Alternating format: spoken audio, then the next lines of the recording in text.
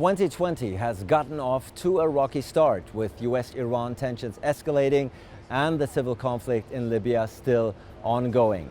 I sat down with former NATO Secretary General Fogh Rasmussen to talk about these issues and more.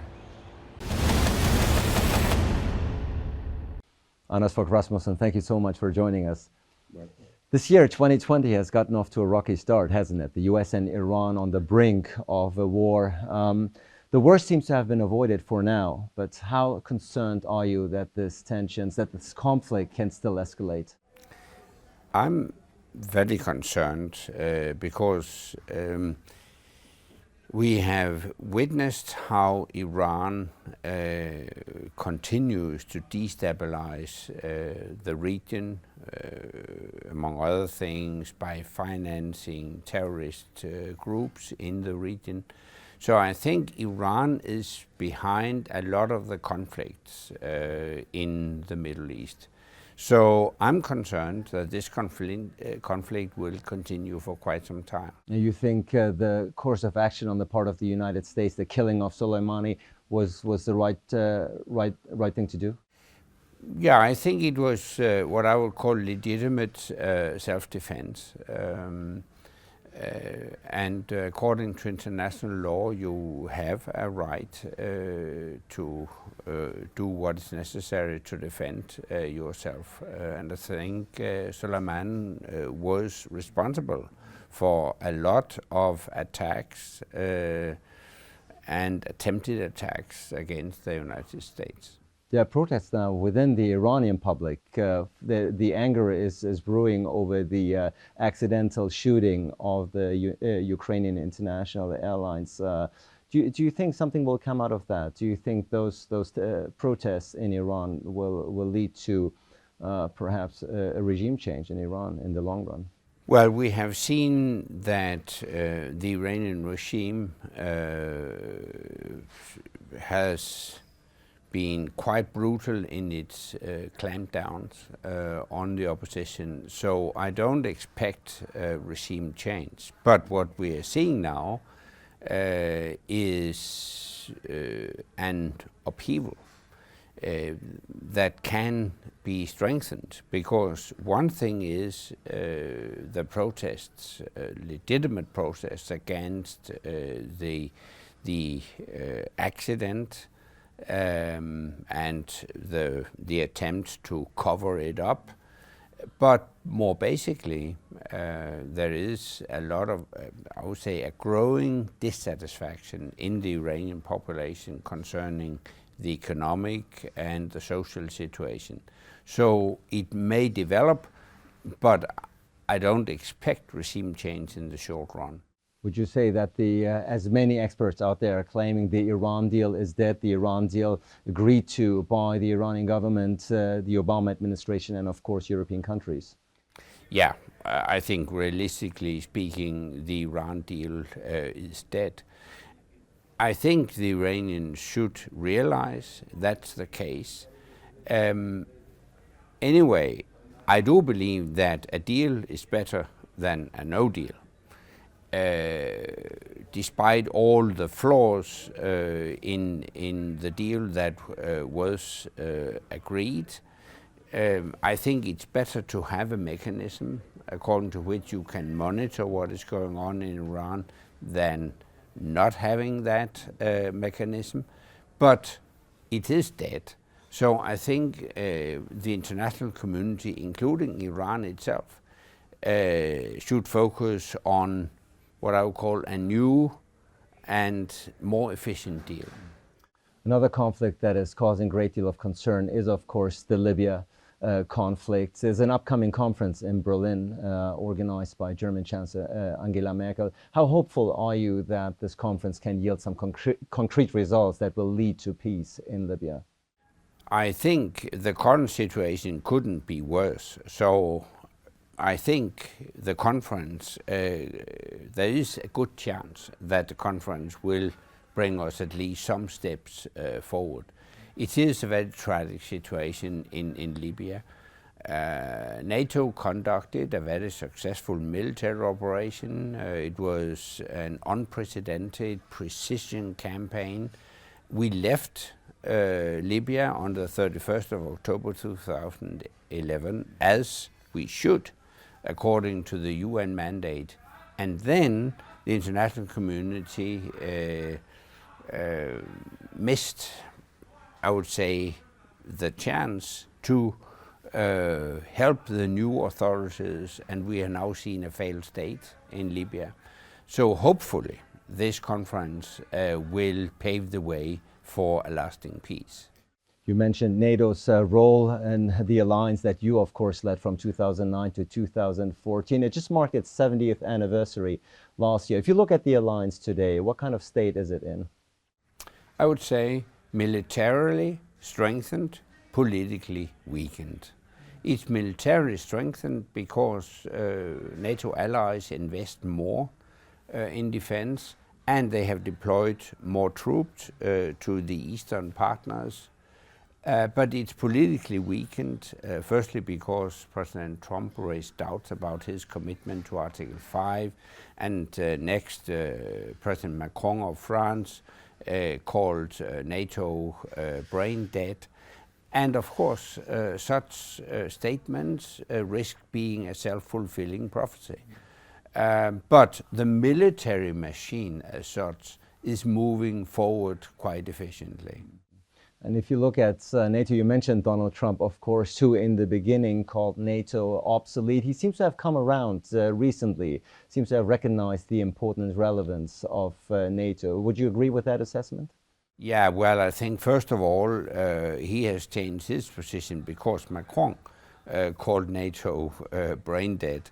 And of course, it's also part of the answer that President Trump has now seen that NATO allies, in particular the European allies, are investing much more in defense. So in that respect, he has also achieved what he wanted. Macron has called, French President Macron has called perhaps for a new chapter to be opened between NATO and Russia for better, warmer relations between those two entities. What do you make of that? Well, I share the wish to see a better relationship, because I do believe that basically Russia and NATO countries share a lot of not only security interests but also economic interests. So we should have a much closer relationship. During my tenure as NATO Secretary General, we decided at a NATO Russia summit that we would develop a strategic partnership between NATO and Russia. But in 2014, we saw that Russia is not a strategic partner but a strategic adversary when they attacked Ukraine and illegally annexed Crimea into the Russian Federation. So I would say the first step to be taken should be for Russia to stop the aggression against Ukraine. Is French President Emmanuel Macron, he knows these facts, of course. Is he naive in proposing such rapprochements? What do you think is the agenda behind this? No, but I think he's pursuing what I would call classical French foreign policies. He have noted that President Trump has in a way retreated, has withdrawn U.S. interests in Europe. So he tries to fill the vacuum by exercising a stronger French influence. So I wouldn't call it naive, but I think we in Europe should realize that in the foreseeable future we will still be dependent on close cooperation with the United States when it comes to security. There is no alternative, and the alternative is definitely not an alliance with Russia. Speaking of the United States and its president, Donald Trump proposed that NATO perhaps extend its operations into the Middle East, that NATO is becoming more active in that part of the region. Your thoughts? Yeah, I agree that we should have a stronger NATO engagement. We could do that by expanding NATO training of local security forces, which I think would be the best way to combat terrorism in the region, that local security forces improve their capability and NATO could train them. We could also let NATO lead the anti-ISIS coalition. So there are a lot of possibilities where NATO could take more responsibility in the Middle East. Of course, all NATO members have agreed to devote at least 2% of its GDP to defense spending, something that was agreed to back in the days in Wales, as a matter of fact, at the summit.